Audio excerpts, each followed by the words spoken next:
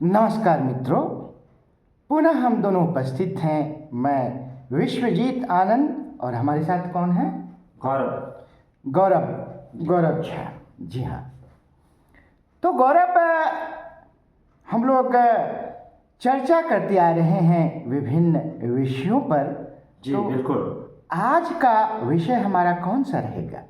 जी, आज का हम लोग का विषय है जो भारत की श्रेष्ठ और पवित्र नदी मानी जाती है, जी, सरस्वती नदी, जिनके बारे में आज हम लोग चर्चा करेंगे। हाँ, बिल्कुल बिल्कुल। तो आपसे कुछ प्रश्न करेंगे। महाभारत का युद्ध किस नदी के तट पर हुआ? वेदों की रचना किस नदी के तट पर हुई? उत्तर दे। जी बिल्कुल। महाभारत का जो युद्ध है और वेदों की रचना ये सरस्वती नदी के तट पर हुआ। बिल्कुल बिल्कुल। ये जो सरस्वती नदी है यह एक विलुप्त नदी है।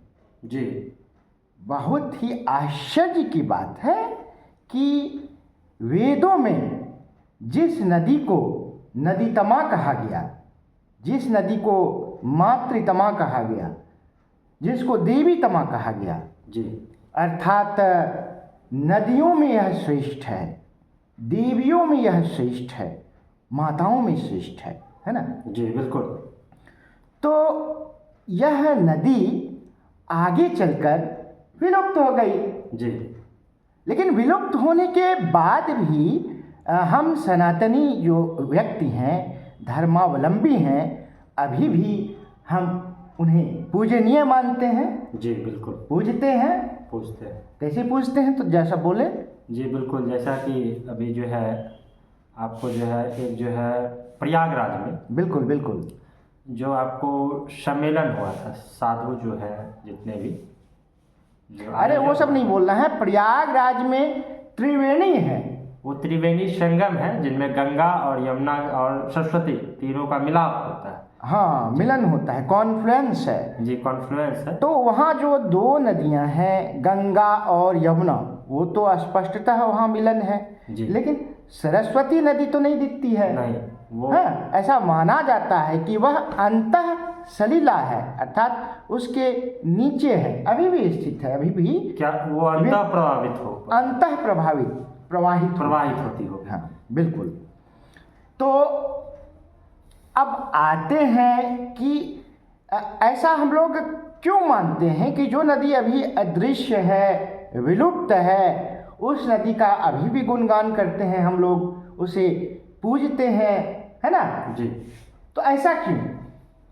जी बिल्कुल। कह सकते हैं कि सरस्वती नदी जो थी उनको भारत में श्रेष्ठ नदी कहा जाता था, क्योंकि उनकी जो 5 सहायक नदियाँ थी, जो है मतलब जो है ऐसा जो है महाभारत में जो है कहा गया है, उनकी जो है 5 सहायक नदियाँ थी।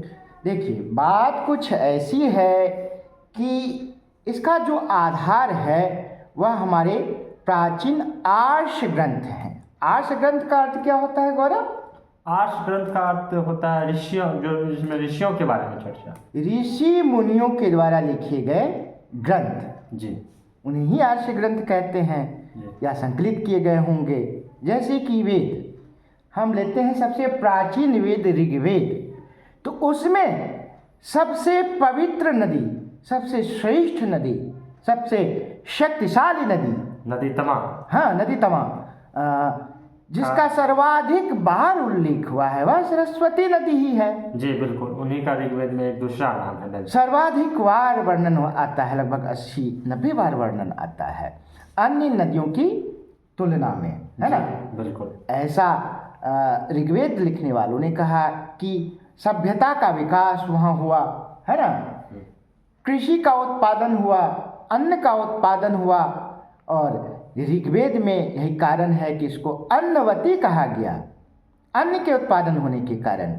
जी बिल्कुल। अन्नवती, उदकवती इसको कहा गया है ना? जी बिल्कुल। अब हम बात करते हैं यजुर्वेद की। तो यजुर्वेद में क्या कहा गया? जी, यजुर्वेद में कहा गया है पंचनद के बारे में। 5 नदियाँ जो है इनकी सहायक नदियाँ हैं। हाँ बिल्कुल, यजुर्वेद में कहा गया है। यजुर्वेद में कहा गया है पंचनद। अच्छा, आर्य सप्त सैंधव प्रदेश में बसे हुए थे। जी बिल्कुल। तो सिंधु और उसकी 5 सहायक नदियाँ, है ना। जी। अब तो हम कहेंगे कि सरस्वती और उसकी 5 सहायक नदियाँ, है ना। तो अब बताएं उन नदियों के वर्तमान नाम और उसके ऋग्वैदिक नाम या प्राचीन नाम, एक एक करके धीरे धीरे बोलेंगे। हम सबसे पहले आपसे पूछते हैं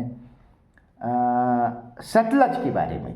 जी, सतलज नदी जो है उनका प्राचीन नाम जो था वो शतद्रुह था। शतुद्री नदी। शतुद्री नदी था। और जो है उनका जो है ओरिजिन कह सकते हैं, उद्गम जो है मानसरोवर झील के पास से होता है। चलिए, उसके बाद हम आते हैं झेलम नदी।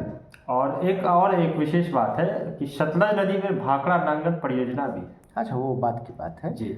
अब झेलम नदी के बारे में बताएं। जी बिल्कुल, झेलम नदी का जो है दूसरा प्राचीन नाम कह सकते हैं वो है वितस्था नदी। वितस्था।